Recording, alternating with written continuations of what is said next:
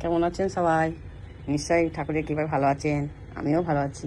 হ্যাঁ, কি বলবো, আপনাদের কাছে কিছু কথা নিয়ে এসেছি। একটু মন দিয়ে শুনবেন। ভালো লাগলে আর না লাগলে স্কিপ করে দেবেন। তবুও আমি ভাবছি যে যাই হোক, আমি যেটুকু করছি আপনাদের নিশ্চয়ই একটু ভালো লাগছে।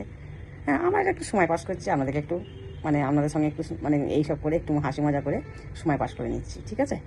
ভালো লাগলে শুনবেন, না লাগলে স্কিপ করে দেবেন। হ্যাঁ, কী বলবো, কিছু কিছু কথা আছে।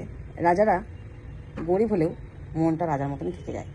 রাজারা গরিব হলেও তাদের মন কখনো পরিবর্তন হয় না। আর কিছু ছোটো লোক আছে, ধনী হলেও তাদের মনটা সেই ছোটো লোকের মতনই থাকে, তাদেরও মনে কোনো পরিবর্তন হয় না। তাদের মনের ভালোবাসা হলো একটি সমুদ্রের মতো। যে ডুবে গেছে সে আশিক, যে বেঁচে গেছে সে দিবানা, আর যে সাঁতার কেটে যাচ্ছে সমুদ্রে সে হলো স্বামী। কিছু কিছু মানুষ ভাবে আমি তাদেরকে ভুলে গেছি। না রে বন্ধু, আমি কাউকেই ভুলিনি। যেখানে আমার কোনো মূল্য নেই সেখানেও আমিও নেই। হ্যাঁ, যেখানে আমার মূল্য নেই না সেখানে আমিও নেই। মানিয়ে নেওয়া, মেনে নেওয়া আর মানিয়ে নেওয়া একটা সীমা থাকে। মেনে নেওয়া আর মানিয়ে নেওয়ার মধ্যে একটা সীমা থাকে। সেটা অতিক্রম করলে মানুষ মুখ খুলতে বাধ্য হয়ে যায়। বুঝতে পারছেন তো?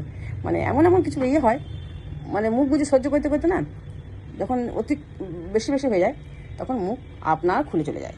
লবণ, হ্যাঁ, যেমন আছে, যাতে কেউ বেশি ব্যবহার করতে না পারে, আবার কেউ আপনাকে ছাড়াও থাকতে না পারে।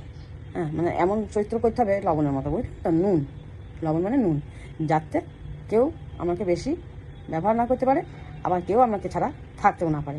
নুন রান্নাতে না দিলেও নয়, আবার বেশি বেশি যেমন বলে সেরকম দিলেই হবে, বেশি দেওয়ার দরকার নেই। এইটা হলো লবণের চরিত্র।